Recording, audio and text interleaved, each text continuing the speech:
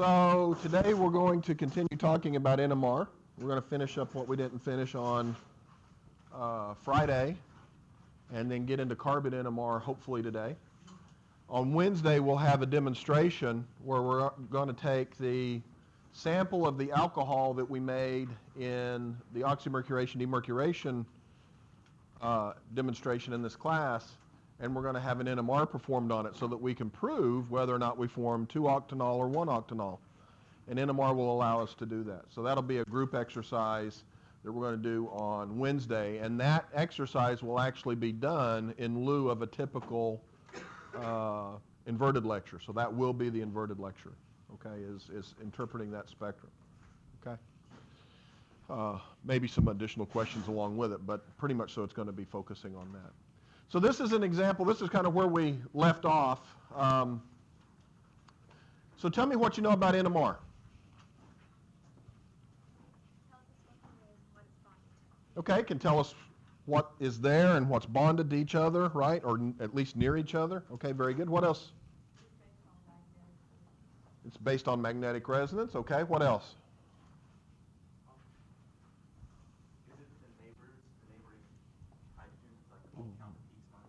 We can determine the number of neighboring protons, that's right. We can determine the number of unique signals. What else can we determine? Its chemical shift. And what does that tell us? Okay, that's right. It tells us the unique environments that we have, right? And if we are closer to 0, is that upfield or downfield? Upfield, and closer to 10 is downfield. Now, I told you that there's an easy way to remember how to start looking at an NMR. Where do we start? 0. No, 5, right? We split it in half, and at 5. And so everything to the right of 5 is upfield of where 5 is, right? Upfield to 5, right? And that's going to be what kind of hybridizations? SP3 or SP, that's right. So you're going to have hydrogens that are attached to SP hybridized carbons or SP3 hybridized carbons. So what makes this particular peak appear past, near 3.4 and this one appear right at 1? Why is this one further downfield than this one? That's exactly right. So if we look at the structure, right? This signal is for these two hydrogens, but that carbon's also attached to an electronegative atom, and electronegative atoms pull those resonances further downfield, right? So those are the blue ones. Right here we have these two, right? And I know that it's 2 because of the integration. Why do we have so many splittings here? How many neighbors does it have? 5 neighbors, so what should the splitting be? 6, N+1 rule, very good. And that's going to be a little further downfield than this one, right, because it's closer to the electronegative atom. And this one is going to be the furthest upfield, right? And it appears as a triplet because it has 2 neighboring protons, right? And so what's this business about TMS? That defines 0. It's a standard that we add that defines 0. It's actually contained in the solvent that we use to do these NMR experiments, okay? Now, one of the things that we didn't talk about last time is that we have to use organic solvents to dissolve our samples to get an NMR. And organic solvents have a lot of hydrogen, so shouldn't that complicate the spectrum? Absolutely, it should. But how do we get around that problem?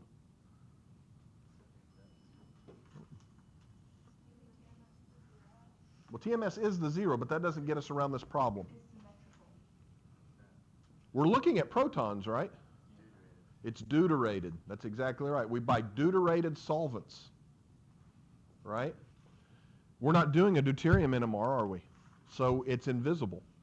Okay, so we typically use chloroform, which is CHCl3, but we use in NMR deuterochloroform, which is CdCl3. And it's essentially 100% deuterated, so you don't see the signal from the solvent. And there are a variety of solvents that we can use. They are a lot more expensive than the typical solvent because they are isotopically enriched. Anybody know roughly what the percentage of deuterium is in nature? How much? It's pretty small, that's right. about 1%, more or less, right? So they have to enrich all of these samples in deuterium, and that's why they're so expensive. Okay. So let's look at some examples, and let's do some interpretation. Okay? So if we look at this spectrum, does this spectrum, how does that make sense here? Label for me the A and B. Do you agree that both of these methyl groups are equivalent, or are they non-equivalent? And why are they equivalent? And it's symmetrical, that's right. Yeah, both answers are absolutely correct. Does this spectrum make sense?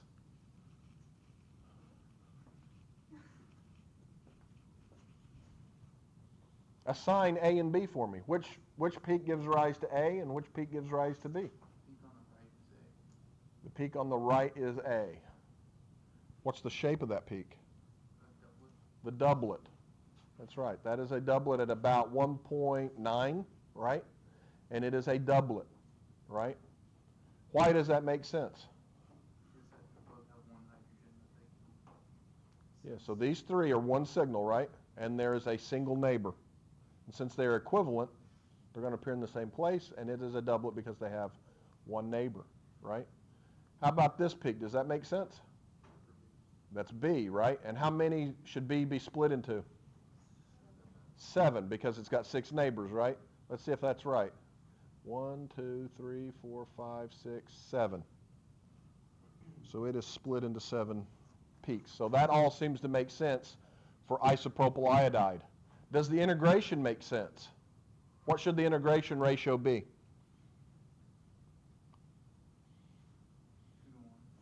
2 to 1? 1 to 2? So are you saying that this is 1 and that's twice as tall as that? Should be 6 to 1, right? The relative ratio should be 6 to 1 because I've got 6 protons for the methyl group. So this doublet represents how many protons? 6. And this multiplet represents how many protons? 1.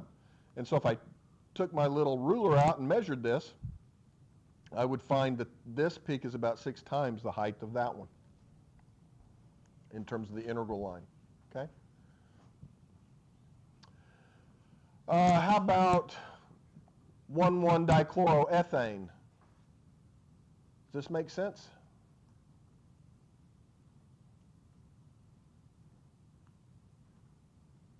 So this peak is this one right here just blown up so you can see it better, and then this peak is this one so you can see it better.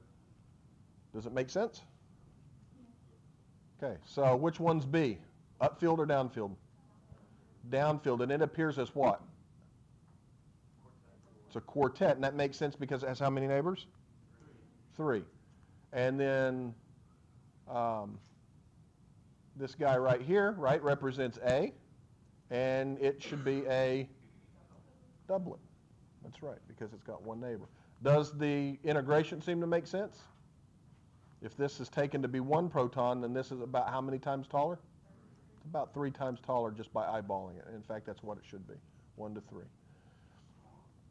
Now, if we look at this molecule, okay, does this make sense?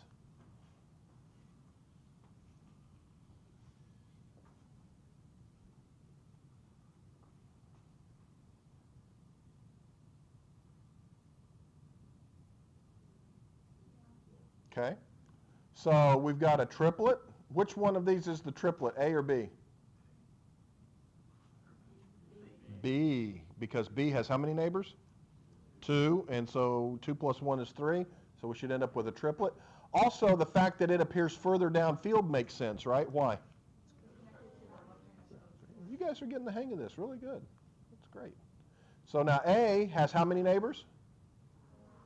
And so it should appear as a 5 peaks, yeah. 5-tet, quintet. Some people call them pentets, but quintet, yeah. So we've got 1, 2, 3, 4, 5. Now, the splittings that we're observing here are what we call first-order splittings. They are behaving like they should. And that's all we're going to deal with in this class. But if you end up taking spectral elucidation, you'll actually learn that there are some peaks that don't seem to follow the splitting patterns like we show you in sophomore level organic chemistry. It can get a lot more complicated than just the n+1 rule. But for the purposes of our class, you won't need to interpret many of those types of spectra at all. Okay, things will be first order and fairly well behaved. All right. So yep, we got them right. Here is nitropropane. Okay, if we look, we can see there are going to be 3 signals, right? 3 unique environments. C, of course, is going to be the furthest downfield. It's getting close to 5, actually, even though it's still on an sp3 hybridized carbon. Why is it so far downfield? The nitrogen is electronegative, right? And if we draw out the Lewis structure for the nitro group, what's the formal charge on nitrogen? +1. So if you look at the CH3, CH2, CH2, and you draw out the nitrogen, that's what a nitro group really looks like in a proper Lewis structure. Nitrogen with a positive charge, is that going to be a strong electron withdrawing group and pulling electrons to itself, or weak? Pretty strong, right? Because it's positively charged, and in fact you can see that effect in the NMR because C protons appear so far downfield. So let's look at this. C should be what? Singlet, doublet, triplet, quartet, what should it be? A triplet because it has 2 neighbors. B should be 6, and in fact that's what we see. 1, 2, 3, 4, 5, 6. And A should be a triplet, and in fact that's what we see, right, in the blow up there.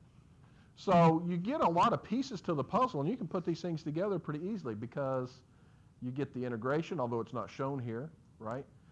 You get the chemical shift, so you kind of know what's attached, and you can tell what the neighbors are, so you can really see how things are pieced together in these types of spectra. And then, of course, TMS is just the reference, and so we ignore that, right? Sometimes that peak is a little tiny, sometimes it's pretty big, just depends on how much TMS you add to your sample. So it can vary in size. Okay. Now, how do these splittings arise? Well, it seems that the splittings follow Pascal's triangle. Okay, if you've ever done Pascal's triangle and drawn it out, you'll see what I'm talking about. I'm not interested that you know how to follow Pascal's triangle, okay? But if we take a signal that has no adjacent hydrogens, right, it's just going to appear as a singlet. We know that. The only thing that proton, and we're assuming that we just have a single proton right now, okay, gives rise to this peak. The only thing that it feels is B0. And what is B0? The magnetic field of what? Of the NMR spectrometer, right? It's the strong magnetic field. And that proton can either line with it or against it because it's quantized, right? And that's what we're measuring, right? So that's all it's going to feel, and that's why it's a singlet. However, what did I tell you protons really were? They're little magnets, right? And they're little magnets because they're charged. They have a charge and they're spinning, right? And when we have a charge that's moving, we generate an electromagnet. Well, now imagine having this single hydrogen that has a neighbor. So does it just feel the B0 now? No, it feels B0, the magnetic field of B0, but its neighbors are little magnets, and it can feel the effect of those little magnets, right? And believe me, I am oversimplifying this, okay? There's a lot of math that'll drive you crazy on figuring all this stuff out because it's quantum stuff, okay? But we know that the neighboring proton can either line with or against the magnetic field, right? So there are going to be 2 different states that this proton feels. It's going to feel B0 plus its neighbor magnetic field that's aligned with the magnetic field, and it's going to feel B0 plus the proportion of the neighbors that are aligned against the magnetic field. These are 2 different things. And what is the probability of this happening? It's equal. It's 1 to 1. So I get 2 signals out of this. It's no longer a singlet. When it has a single neighbor, now it appears as a doublet because it feels the magnetic field of not only B0, but the neighbor that's aligned with B0 and the neighbor that's aligned against B0. And that gives a slightly different chemical shift. And again, very overly simplified, but that's why we get a doublet that is 1-to-1 in height, okay? Now, a triplet does not appear as three peaks that are 1-to-1-to-1 in height. It's 1-to-2-to-1. And again, that's Pascal's triangle. But the reason is because this single proton, right, now has how many neighbors? To get a triplet, we have to have two neighbors, right? Well, let's just call it A and B. Well, now it's B0. A could be with B0. B could be against B0. Or you can have A and B with, A against, B with, and A and B against B0, right? And so if I add these up, since these are equivalent, I've got twice as many of these as I have these, and so that's how I get the peaks that I have. Because I have those two peaks, there are those combinations that are possible with B0, okay? That's why we get the peak splittings that we see, okay? Am I going to expect you to reproduce this on an exam? No. What do I expect you to do? I expect you to interpret splittings for nearest neighbor so that you can figure out what a structure is, okay? At least on a multiple choice exam, okay? But there are three different magnetic fields that this single proton is feeling. It's feeling B0 with this, it's feeling B0 with this, and it's feeling B0 with this. And that's why you get the peak heights that you see of 1-to-2-to-1, okay? So let's look at a couple of concepts tests. This comes from the ACS exam guide, okay, that you all can purchase if you wish. How many signals are we going to get from this molecule? Proton signals. It's a benzene ring, so everything in the ring is the same, right? Is it? Because we're showing it with double bonds and single bonds, but in actuality, they're all like 1.5. I'll give you that with the bonding. But you got to take into account the groups on the outside. Allison, you would be correct if it was just benzene by itself. You would have a single peak. But this is not benzene by itself. This is a substituted benzene. It's got substituents on it. So Sam's kind of going down the right rabbit hole here. Take us to the other side. So you've got the two different substituents and what's the normal state for the benzene rings. Mm-hmm. The benzene ring itself has 3 different cycles. Is there any symmetry? Now the two substituents are different. They are different. So there's no symmetry this way. But is there symmetry another way? Right through here.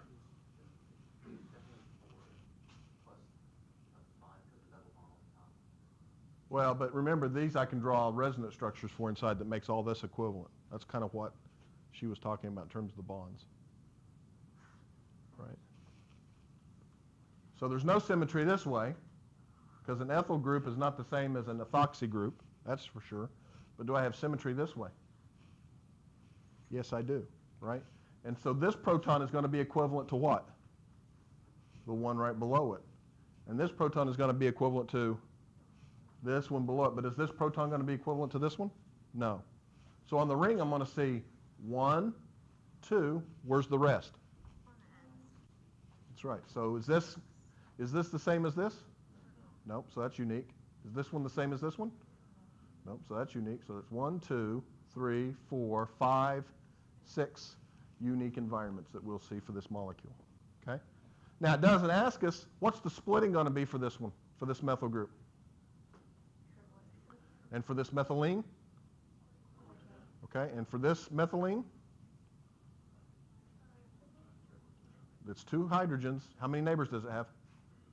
3, so it's going to appear as a quartet. And these 3 are going to appear as a triplet. That's right. So we're going to have a pair of quartets and a pair of triplets, but they're going to be at different positions, right? Because on this side we got this oxygen. What's the splitting going to be for this hydrogen? It's equivalent to this hydrogen, right? So it's going to give me the same signal, but how many neighbors does this one have? It has 1 neighbor, so I'm going to see a 2, which we call a doublet, right? Very good, Gabby. How about this one? It's also going to be a doublet. Where's it going to appear? To the right of 5 or to the left of 5? For these? It's going to appear to the right or to the left? To the left, right? Remember, benzene is sp2 hybridized, and sp2 hybridized appear from somewhere around 5 to 10, right? That big rough region. Actually, they appear around 7, okay, more or less. And you should see a pair of doublets for this molecule, okay, for the benzene ring. What structure is consistent with this proton NMR spectrum?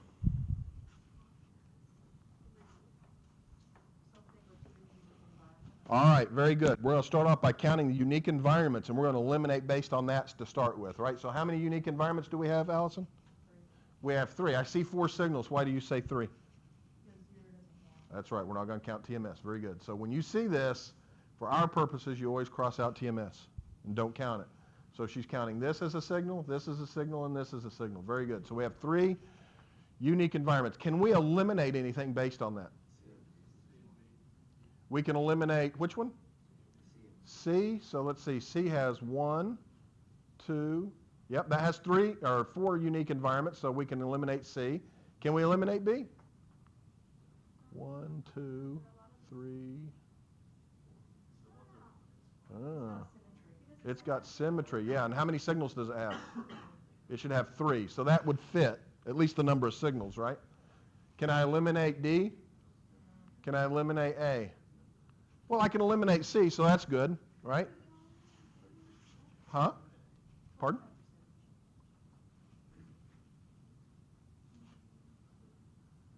Okay, so we've eliminated 1. D? 1, 2, 3. 3 sets of hydrogens.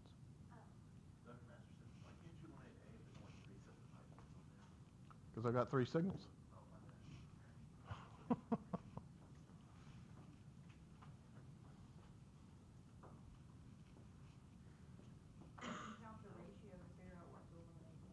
Count the ratio, but I don't have the integrations here. If I had the integrations, I'd agree with you, but I can't do that here. All right, so I've got a singlet, right? How many of these would have a singlet? A will have a singlet, B will have a singlet, and D will have a singlet. I don't think it can be A because where it has the most peaks is so close to 5, and A would only have a singlet like. Oh, right, because this is going to be the hydrogens that are going to be the furthest downfield, right? They would be a singlet, so you'd expect the quartet and singlet to be swapped here, right? Yeah, we can eliminate A based on that. So that leaves what? B and D. What do you think? Yeah. So if I look at this, you're absolutely right. There's symmetry, right? This 2 hydrogens, right, are going to be which? They're going to be the singlet. They're going to be a little downfield because they're close to oxygens, but the carbon itself is not attached to any oxygens, right? However, this carbon is attached directly to an oxygen, so these 2 hydrogens are going to be which one? The one furthest down, and they have how many neighbors? 3, so it'll appear as a, and it does. And then these 3 are going to be the furthest upfield, right? And they're going to appear as a triplet because they have 2 neighbors. These are the kinds of problems that I would expect you to do on an exam, okay? You've got some choices to choose from. You need to figure out how to do eliminations, not elimination chemistry, but eliminate what it obviously can't be, and then use your rules to determine what it can be. All right, let's practice some more NMR problems. This is a little hard to see. Sorry about that. So when we're going to elucidate the structure by proton NMR, right, there are 4 things I told you that you needed to do. Number 1, you need to determine the number of signals. That gives us the number of unique environments. You need to determine the chemical shift. That's going to tell us what type of hydrogen we have. Is it a hydrogen on a heteroatom? Is it a hydrogen on a carbon that's sp3 hybridized or sp2 hybridized? Is it a hydrogen that's on a carbon atom that's also bound to some electronegative groups? We can figure all that out by looking at chemical shift. Integration tells us the relative number, right, of signals that contribute to that signal. And then splitting patterns, which gives us information on the neighboring hydrogen. So here's an example of alpha-methylstyrene. Okay, it's a simple molecule, but notice we have several signals. So we've got a signal here, which is coming in kind of weak. We've got two signals here, and by weak I mean it's just not as visible on the screen as it should be. And then we've got three signals here. Now we're going to draw a line at 5. And everything to the right of 5 is either sp or sp3 hybridized, right? Well, we've got a signal here. Which is it? Which group on here is this signal? The methyl group, the CH3. And it should be a singlet because it has no neighbors. Where are these two guys right here? Are those on the aromatic ring or on the alkene? Pardon? The alkene. And why do I have two signals? That's right. So I have a hydrogen going this way, which is cis to the methyl group, but trans to the aromatic ring. And I have a hydrogen in this direction, which is cis to the aromatic ring, but trans to the methyl group. So are they equivalent? No. They are different hydrogens. And so they should appear at different chemical shifts. And in fact, they do. Right? And it turns out, since they are not equivalent, they actually split each other. So their neighbor is actually 1. It just happens to be connected to the same carbon. And they are tiny doublets. But when the hydrogens are actually connected to the same carbon and they're not equivalent, the splitting is really, really close. So it's hard to see. You have to really blow up to see it. And then it looks like we have 3 signals for the benzene ring. Does that make sense? Yeah. Why? Because some of them can't have, like, some of them don't have any hydrogens. Okay, this one doesn't have any hydrogens. That's right. We have symmetry this way, but not that way. We have symmetry through here. Right? Now, it doesn't look like it because of the way that this is, but if you build a model, you can rotate around this single bond. And so you'd have your aromatic ring and your alkene like this, and you'd see that there's a mere plane that runs right through it. Okay? And so these hydrogens are equivalent or non-equivalent? Equivalent. And these are equivalent, and this is unique, right? So how many hydrogen neighbors does this one have? 2, so it should appear as a what? There it is. And these two have how many neighbors? 2, and so it should appear as a, and it does. And then has how many? 2, and so that should be, or excuse me, 1. So it should be a doublet, right? And so if I could blow that up a little bit better, you'd be able to see that. Okay. So the number of unique signals is 1, 2, 3, 4, 5, 6. 1, 2, 3, 4, 5, 6.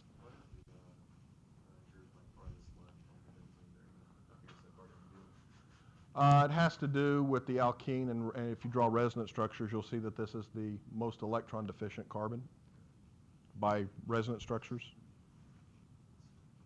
Yep.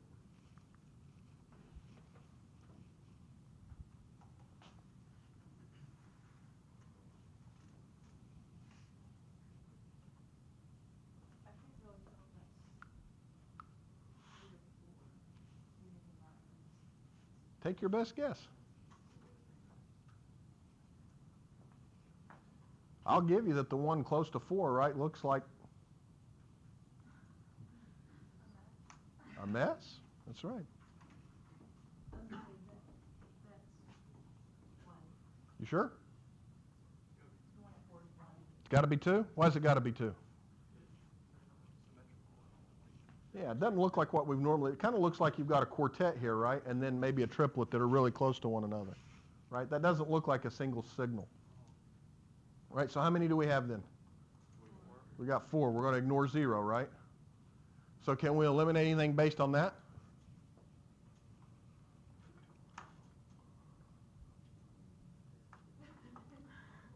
No. Maybe because D, why did it appear so far down the field? Which one? D. D, but which signal would appear so far downfield? The one that's farthest down. This one?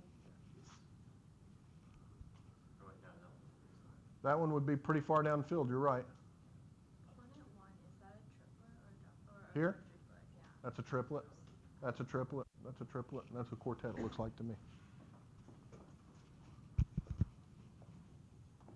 What do you think?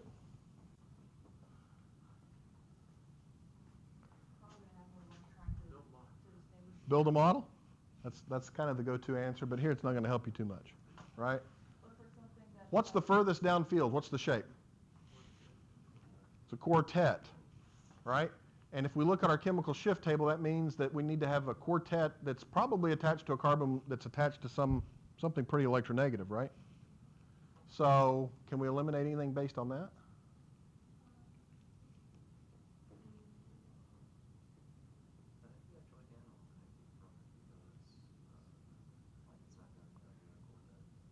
Okay.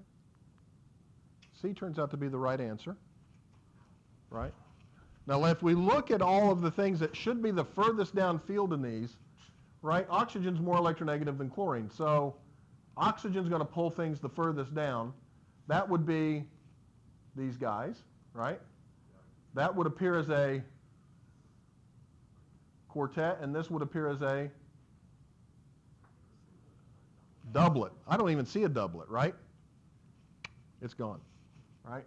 B, right, I've got what would appear as a triplet, kind of downfield. This would appear as a triplet, but it'd be further upfield. This would be a quartet, but it'd be pretty far upfield. And this would be a quartet, quartet and a triplet, right? And what we see is this would be the furthest downfield because it's attached to the electronegative atom, and it would only be a triplet, right, because it's got two neighbors. Okay, so doesn't fit this pattern at all. This one would probably be the furthest downfield, but it only has two neighbors, so it would be a triplet. That's right. But this one seems to fit quite nicely. I've got the quartet here that's going to be furthest downfield. Then I've got a triplet that's going to come pretty darn close. That's these guys. So this is this one, and these two are this one, right? Because even though oxygen's a little more electronegative than chlorine, they're still pretty close, okay? And then you're going to have your triplet here and your triplet there. So you can take all your pieces and put the puzzle together and get that structure. Which one will be the quartet again? Which quartet? This quartet? Far left. Oh, that's the only quartet we have. It would be that one right there. Those two hydrogens have three neighbors. Yeah.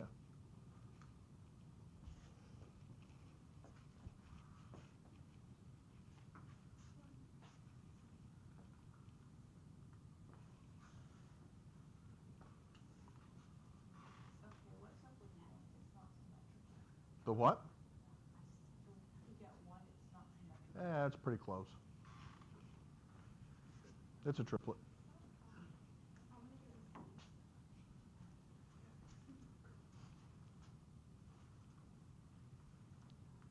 Something with 5 unique. Something with 5 unique environments. That's good. So we could eliminate some stuff based on that, right? It's going to have some stuff that is sp or sp3 hybridized. Okay, and it's going to have some stuff that's sp2 hybridized, right? Here's a little trick. When you see a round 7, a doublet and a doublet like this, that is a telltale sign of a 1,4 disubstituted benzene.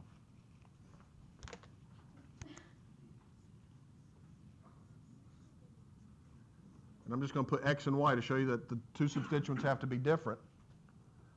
That pair of doublets is indicative of what's going to be called a para-disubstituted benzene. You don't know that nomenclature yet, but it's 1,4. Okay? 1, 2, 3, 4. Right? Why do I end up with a pair of doublets for that?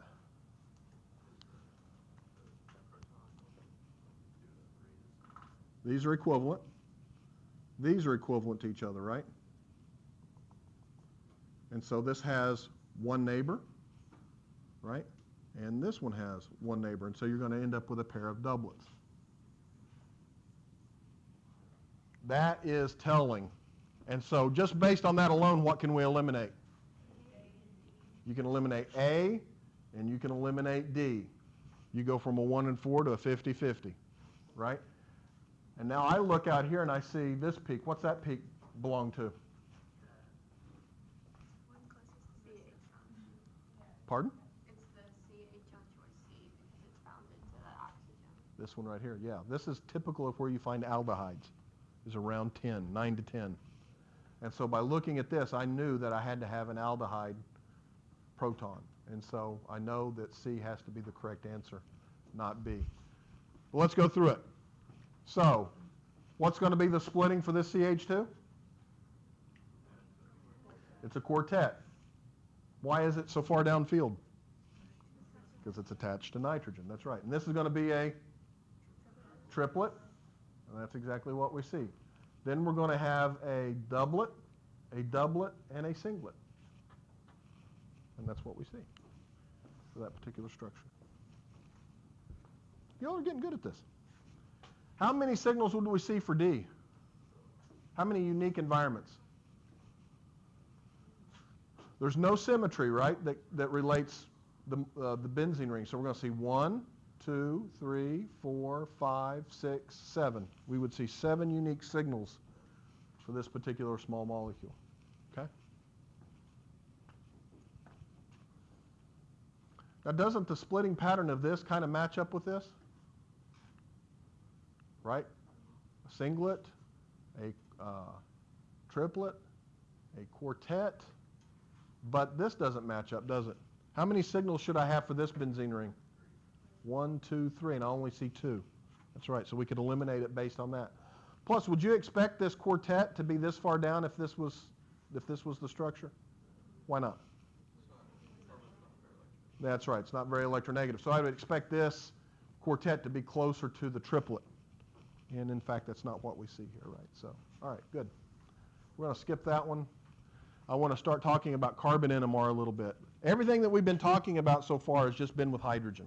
And you can get a lot of information out of hydrogen NMR. And this week in lab, you all are going to learn how to interpret IR spectra. You're going to, not IR spectra, excuse me, NMR spectra with the assistance of some IR spectra. And you'll learn how to interpret carbon spectra. So you're going to have IR, which tells us functional groups. You're going to have proton NMR, which tells us the unique environments of hydrogen and tells us what the neighbors are and all that stuff. And then you're going to have carbon spectra that tells us the number of unique carbon atoms. Not the total number of carbon atoms, but the number of unique carbon atoms. And you're going to use all that information to put together the structure of your molecules. Okay? You're going to use all that to put the pieces of the puzzle together. Now, it turns out that carbon-13 is naturally abundant at about approximately 1%. Okay? There's not a lot of it, and so carbon NMR is not particularly sensitive. It takes about 5 minutes to run a proton NMR. If you're pretty quick about it, you can actually run a little quicker than that. A carbon NMR can take anywhere from 30 minutes to 2 days to run, depending on how much sample you have and some other things, okay? The reason it takes so much longer is because there's not a whole lot of carbon-13 in your molecule. Okay, so for every 100 carbon atoms in your molecule, only one of those is going to be carbon-13, okay? But since it's randomly distributed, the next molecule in your sample, that carbon-13 will be at a different position. So if you have a large enough sample to look at, right, where you have, like, let's say, you know, micromoles, that's really a lot of molecules, right? You can actually assume that each and every carbon at least is represented by carbon-13 at least some of the time, okay? And so it has a spin quantum number of 1/2, just like the proton does, and so we can see it quite easily, okay? Now, the things that you need to remember. The number of resonances that we see is going to tell us how many unique carbon atoms there are in the structure, not the total number. Okay? If you see 6 signals, that does not mean that you have 6 carbons. It just means you have 6 unique carbons. You could have 12 carbons with some type of mirror symmetry. You could have 18 carbons with some type of symmetry. Okay? But you have 6 unique carbon environments if you see 6 resonances. Okay? The splitting of a resonance indicates how many hydrogens are attached to that carbon. However, it gets real complicated when you do this. So we actually run the spectrum in what's called the proton decoupled mode, where we actually turn that part off. And all you're going to see is a bunch of single peaks, which is kind of nice. Okay? But it turns out that if they write above a carbon spectrum a Q, that means that that carbon would have appeared as a quartet, which means it would have how many hydrogens attached to it? 3. So you can get a lot of information if you run it in this proton coupled mode. But it gets really kind of hairy. The chemical shift tells us whether we have sp3, sp2, or sp hybridized carbons, just like before. It's also indicative of the chemical environment, just like it is in proton. And you need to note here that signal intensities in carbon NMR does not tell us the relative number of carbon atoms. Okay? You cannot integrate a carbon spectrum easily. For you all, you can't integrate them at all. Okay? But you can integrate them, but it's special experiments. Okay? But you can't go, well, this peak is twice as high as that peak, so there must be twice as many carbons. Doesn't work that way in carbon NMR because of doing the proton decoupled mode stuff. Okay, it's a technical issue. Now, a carbon spectrum goes from 0 to 200. The scale is much larger. Proton went from approximately where to where? From about 0 to 10 to 12, right? Carbon goes from 0 to about 200, 220, okay? However, you're going to do the same thing in carbon that you did in proton, and you're going to draw a line halfway through. And what you notice is that upfield of 100, you have alkanes and alkynes, sp3 and sp hybridization. That's convenient. You don't have to remember anything new. To the left, you're going to have sp2 hybridized carbons, okay? And in this region is where you'll kind of find benzene rings, and over here is where you'll find acids and esters, and over here aldehydes and ketones. And if we attach electronegative atoms to the carbon, it's going to shift them further downfield. All those kinds of things are still going to be in play. Okay?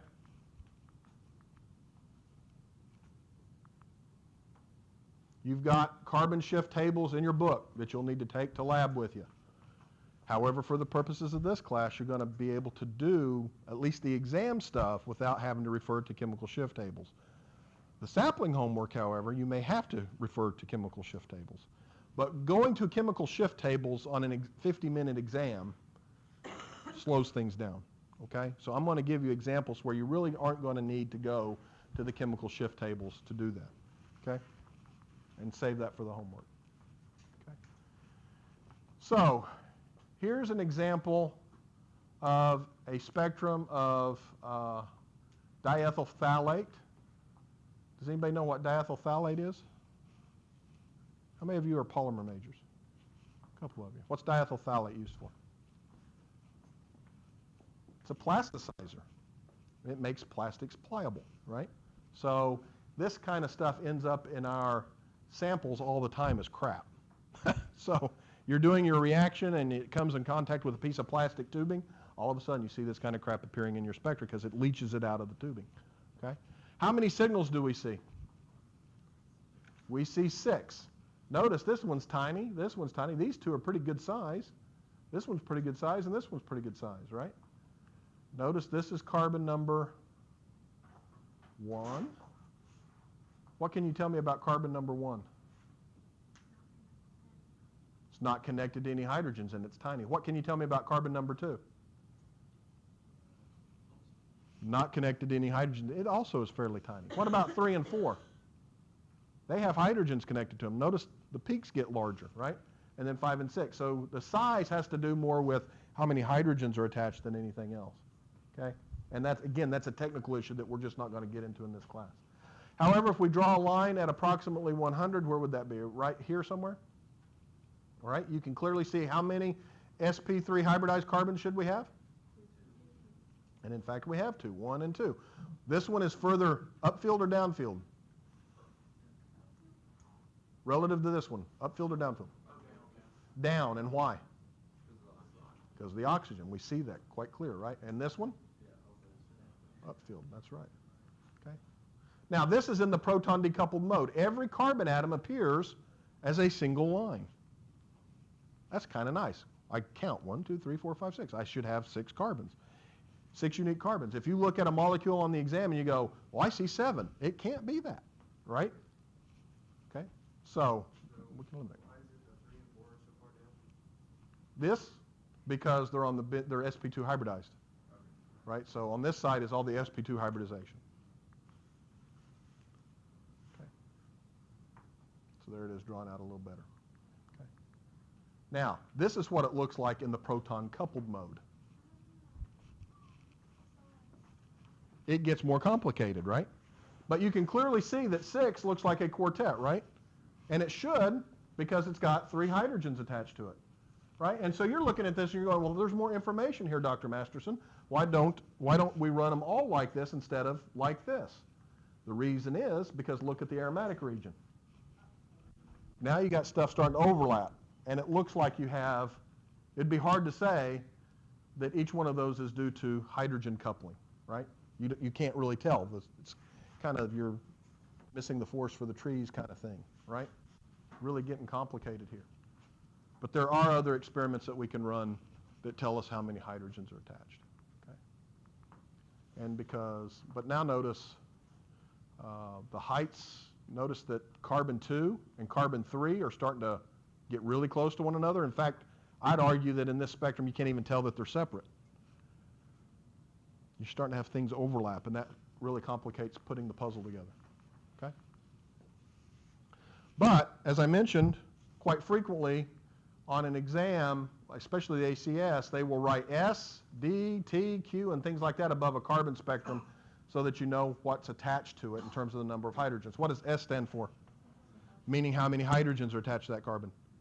0. If it's a doublet, that means it's 1 hydrogen. A quartet? 3.